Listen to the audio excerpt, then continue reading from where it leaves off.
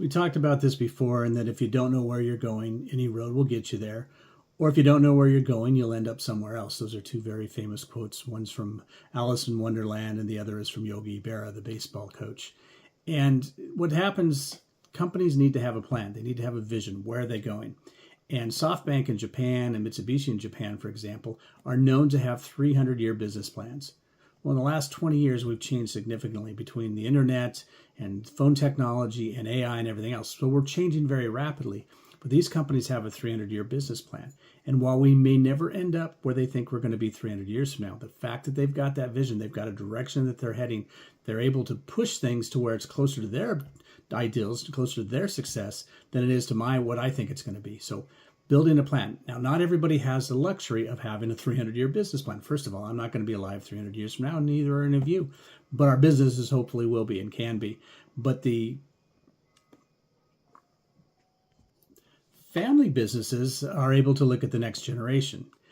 Cargill, for example, they're not worried about the next board meeting, the next stockholders meeting, the next quarterly report. They're worried about where's the next generation going to be. So they're able to look long term. They're able to take long-term investments. We saw that when Cargill invested in stevia. The short-term return on stevia would not justify the investment that was made. Orange juice into Japan. Cargill built a mass discharge facilities in Japan long before orange juice was popular, because they were able to look at the long term and say, when it is popular, we're going to be in a position to capitalize on that market. We're going to have the depot and the terminal available to put the orange juice through that and make a profit. So they're able to look at the long term. They don't have to make profit in the short term. I worked for a grain trading company, a publicly traded grain company, and we opened an office in Portland, and 2 years after that, we closed the office. But it was like the third or fourth or fifth time that office had been opened, because what happened is every 3 or 4 years, the grain market in Portland made a lot of money. The company that was a publicly traded company would look and say, hey, they made a lot of money in Portland. Let's go open an office in Portland. They go open an office, and again, kind of a supply and demand situation, and high prices carrying high prices and low prices carrying low prices, the market would shift. As the market shifted, they started losing money in that particular office. So as they lost money, somebody at corporate said, wait a minute, why are we losing money in this operation in Portland? Let's close it down.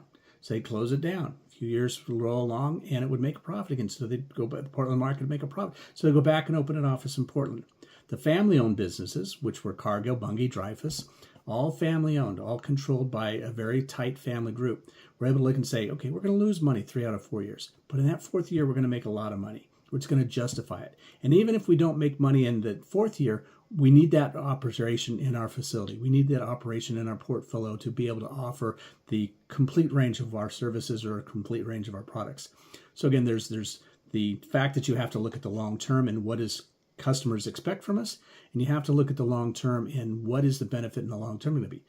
Now, there are short-term needs where people need to eat. I can't look at investing everything for the future. You got to look at what can I get today? What can I get tomorrow? And when you're young, it's easier to look long term. When you're young, in your 20s and 30s, you're able to say, okay, what's going to happen when I'm 40 or 50? As you get older, you're going, 20 years from now, I don't know. I don't know what's going to be. I don't even know that I'm going to be here. So let's look at the short term. Let's make sure that we do things that are going to pay off short term. And you see that. Or your risk aversity changes and you say, wait a minute, I'm not going to take this large risk on this investment, though it may pay off in 5 and 10 years down the road, or it may lose everything. In the short term, I need the money. I need the cash flow. So those are things you need to think about in looking at long term, short term, and how you build your business to achieve the success and how you structure your thought process. You got to think, what do I need now? And what road am I going to take? Now, I'm a firm believer that we all have a road that we're taking. The challenge, the entrepreneur, when he gets to a cross in the road, he makes a choice.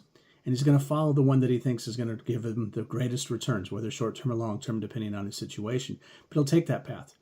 The non-entrepreneur will get to the path and go, oh no, what am I going to do? I've got a path here. I don't know what to do. So if I take the path as an entrepreneur and I go down, I'm moving toward my goal. I'm moving toward my objectives. And as I go, my vision changes, my view changes, and I have to look and say, do I want to change where I'm going? Is this getting me to where I'm at? So you're constantly doing an OODA loop, constantly reviewing your situation, observing, orientating, making a decision, acting.